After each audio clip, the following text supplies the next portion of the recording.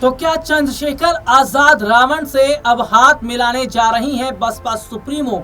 मायावती? और क्या मायावती ने सीधी चुनौती उत्तर प्रदेश के मुख्यमंत्री योगी आदित्यनाथ को भी दे दी है कि अगर दलितों का शोषण ऐसे ही उत्तर प्रदेश में होता रहा तो इसका सबसे बड़ा नुकसान प्रदेश के मुख्यमंत्री योगी आदित्यनाथ को उठाना पड़ेगा? क्या चंद्रशेखर आजाद और मायावती, ये दो बड़े चेहरे अगर एक साथ हाथ मिलाते हैं तो क्या 2027 के यूपी विधानसभा चुनाव की तस्वीर पलट सकती है?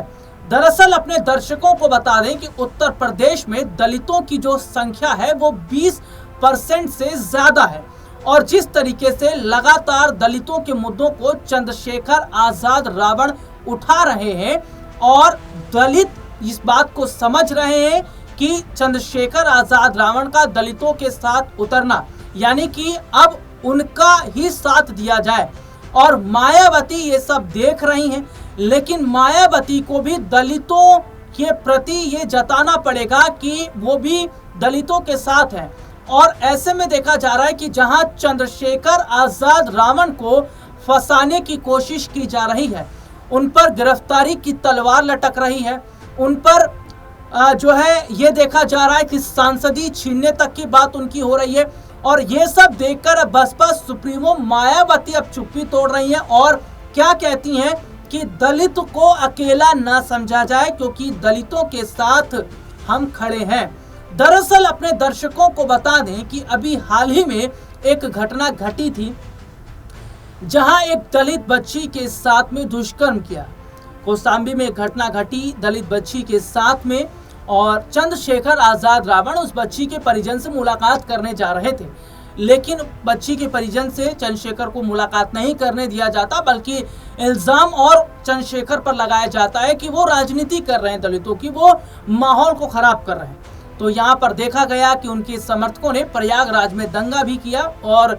उन्होंने जमकर उत्पात मचाया। हालांकि चंद्रशेखर ने कहा ये लोग मेरे लोग नहीं थे क्योंकि हमारी पार्टी के लोग शांति तरीके से प्रदर्शन करना जानते हैं, ये बाहरी लोग थे, लेकिन नाम इसमें चंद्रशेखर का सामने आ रहा है। और दलितों के मुद्दों की लगातार आवाज चंद्रशेखर आजाद जो बन रहे हैं, ऐसे में ये देखा जा रहा है कि मायावती बहुत पीछे हट रही है। मायावती जो कि सबसे बड़ी लीडर दलितों की मानी जाती है, बसपा पार्टी वो जो दलित पार्टी है और जिसने हमेशा से दलितों के मुद्दों को उठाया, लेकिन अब चंद्रशेखर ने उनकी जगह ले ली है। तो ऐसे में देखा जा रहा है कि अब यहाँ चंद्रशेखर को बीजेपी पूरी तरीके से फंसाने की कोशिश कर रही है, लेकिन जिस तरीके से मायावती के सुर बीते कुछ समय से बदले हैं, चाहे वो चुनाव आयोग को लेकर हो या योगी सरकार में दलितों पर अत्याचार को लेकर हो, जिन पर मायावती खुलकर बोली है। तो ऐसे में ये देखा जा रहा है कि क्या अब चंद्रशेखर आजाद रावण के समर्थन में मायावती को उतरना पड़ेगा, क्योंकि अगर मायावती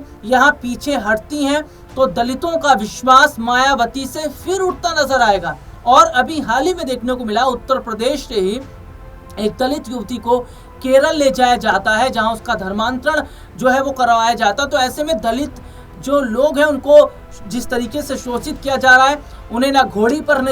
उन्हें घोड़ी पर चढ़ने दिया जा रहा है, ना उन्हें मंदिर में जाने दिया जा रहा है, ना उन्हें टीका लगाने दिया जा रहा है, ना उन्हें किसी कार्यक्रम में शामिल होने दिया जा रहा है, ना उन्हें सड़क पर चलने दिया जा रहा है। ये सब जो घटनाएं बढ़ रही हैं और बीजेपी की अगर मैं बात करूं तो गृह मंत्री अमित शाह ने तो जो हद कर दी थी संसद में बाबा साहब भीमराव अम्बेडकर का अपमान करके, उससे ये साफ पता चल गया कि दलितों को लेकर बीजेपी की जो बात है या इनकी नजरों में दलितों का कोई महत्व नहीं है। और ये तक बोल गए थे कि हम संविधान को बदल देंगे। उस संविधान को बदलने की बात इन लोगों ने की थी जो बाबा साहब भीमराव अम्बेडकर के द्वारा बनाया गया। तो ये देखा जा रहा है कि बीजेपी की नजरों में दलितों का कोई महत्व नहीं रह गया। इधर चंद्रशेखर पर तलवार लटक रही है। योगी आदित्यनाथ की अगर बात करें तो सरकार बौखलाई हुई है। इतना ही नहीं, ये तक भी कह दिया गया है कि अगर कोई दंगा करेगा या कोई आंदोलन करेगा तो एनकाउंटर भी होगा। तो ऐसे में देखा जा रहा है कि जहां योगी आदित्यनाथ ने चंद्रशेखर आजाद को चौतरफा घेर लिया, तो वहीं मायावती दलितों का शोषण अब बर्दाश्त नहीं कर पा रही और उन्होंने कहा कि अब किसी से डरने वाली नहीं हूं। तो क्या चंद्रशेखर के साथ हाथ मिलाकर मायावती दलित के जो मुद्दे हैं उनको उठा पाएंगे और क्या चंद्रशेखर और मायावती एक साथ आते हैं तो क्या योगी की मुश्किलें बढ़ जाएंगी।